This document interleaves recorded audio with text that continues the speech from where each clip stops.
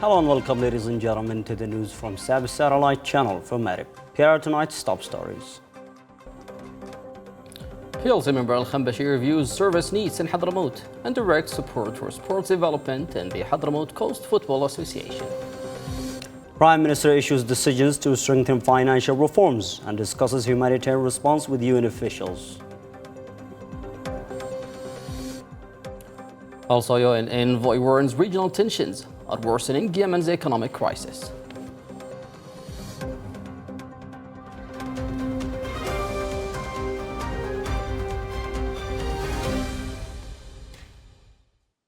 Welcome back.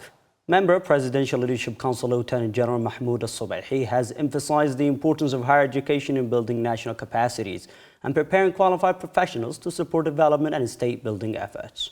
During a meeting in Aden with Deputy Minister of Higher Education for Scholarships, Dr. Mazen Al-Jafari, Al-Subaihi reviewed issues related to the higher education sector, with a particular focus on scholarship students studying abroad. The discussions covered the conditions of Yemeni students in host countries and the challenges they face, as well as proposals aimed at improving educational support and helping students continue their studies and achieve academic success. Al-Subaihi stressed that investment in education is an investment in the country's future, noting that qualified graduates are essential to meeting the needs of state institutions and the labor market. He also reaffirmed the Presidential Leadership Council's support for efforts to develop higher education and scientific research and improve services provided to scholarship students. Member of the Presidential Leadership Council and Hadramaut Governor Salim Al-Khambashi has reviewed service development and security conditions in the districts of Zamakh and Manukh, as well as Araida and Qusayr. During separate meetings with local officials, Al-Khambashi discussed key challenges facing the districts, including healthcare needs, water infrastructure, stalled road projects, electricity services, and telecommunications. He also reviewed security efforts aimed at maintaining stability, combating arms and drug smuggling, and addressing celebratory gunfire. Al-Khambashi stressed the importance of supporting remote coastal and desert districts and called for stronger cooperation between local authorities and communities to improve basic services and promote sustainable development. In a separate meeting with officials from the Hadramaut Coast Football Association branch, he reviewed financial and infrastructural challenges facing the organization, including funding for sports activities and the rehabilitation of Baradem Stadium. Al-Khambashi directed the provision of an operational budget for the association and reaffirmed local authorities' commitment to supporting youth and sports development across Hadramaut.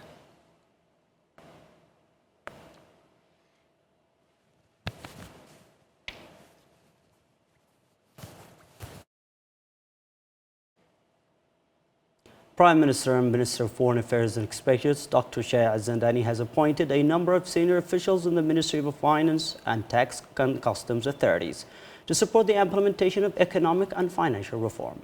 The decisions include the appointment of Naji Ali Hussein Jabir as chairman of the Tax Authority, along with several new directors and advisors in the tax sector. The appointments also include new leadership positions within the Customs Authority, including directors of Aden Customs and Free Zone Customs Department, as well as customs officials responsible for anti-smuggling operations. Additionally, additional appointments were made within the Ministry of Finance, covering key positions in revenue management, external financial relations, and technical administration. The government said the changes are part of a broader efforts to restructure financial and revenue institutions, improve revenue collection, strengthen oversight of public resources, and enhance institutional performance. Officials said the appointments support the implementation of economic reform priorities and aim to improve governance, transparency, and accountability across state financial institutions.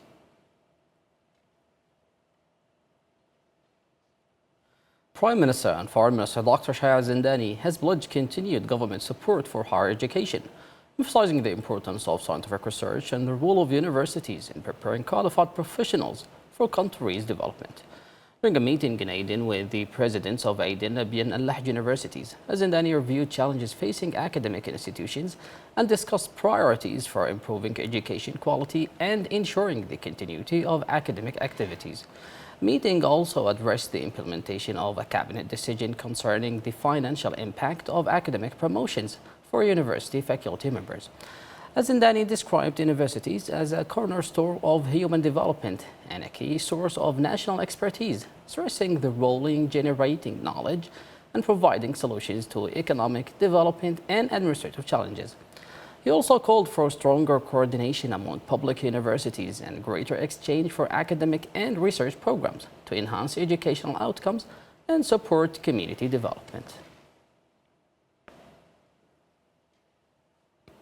Prime Minister and Minister of Foreign Affairs and Expatriates Dr. Shaya Azindani held separate meetings in Aden with senior United Nations officials to discuss humanitarian cooperation, development priorities and support for Yemen's recovery efforts. During talks with the United Nations resident and acting humanitarian coordinator Laurent Bokera, Azindani reviewed ongoing coordination between the government and UN agencies, efforts to improve the delivery of humanitarian assistance and mechanisms to ensure aid reaches the most vulnerable populations. The discussions also addressed Houthi violation against humanitarian operations, including the continued detention of UN personnel, as well as efforts to relocate the headquarters of UN agencies and international organizations to Aden.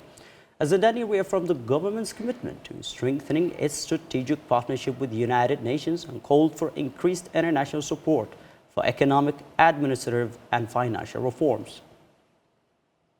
In a separate meeting with UNICEF representative to Yemen, Peter Hawkins, Azindani praised the organization's support for key sectors, including health, education, water, nutrition, and child protection.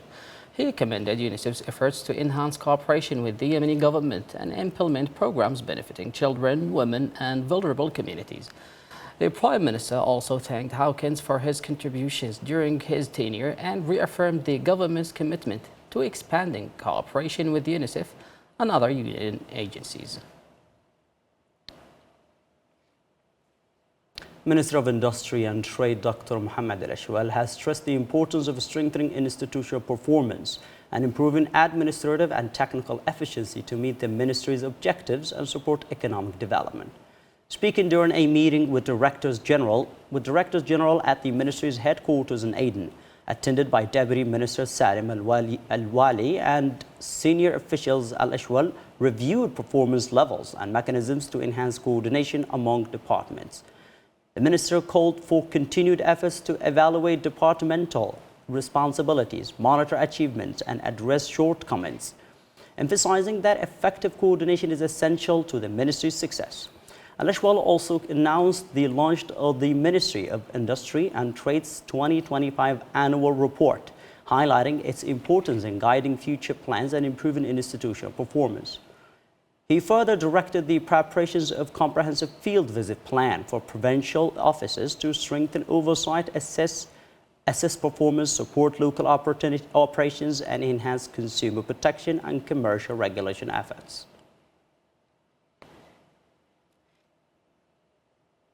The UN Special Envoy for Yemen, Hans Grunberg, has warned that rising regional tensions are increasing economic pressures on Yemen, driving up food and fuel prices and worsening electricity shortages across the country.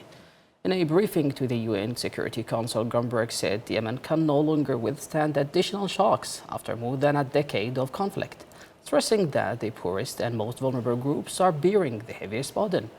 He noted that disruptions to imports and higher costs linked to the wider conflict in the Middle East are further undermining living conditions for millions of Yemenis.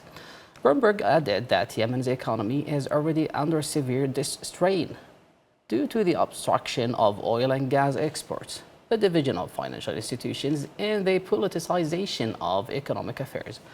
He warned that ordinary Yemenis continue to pay the price for decisions made without their participation, underscoring the urgent need for measures that support economic stability and protect livelihoods.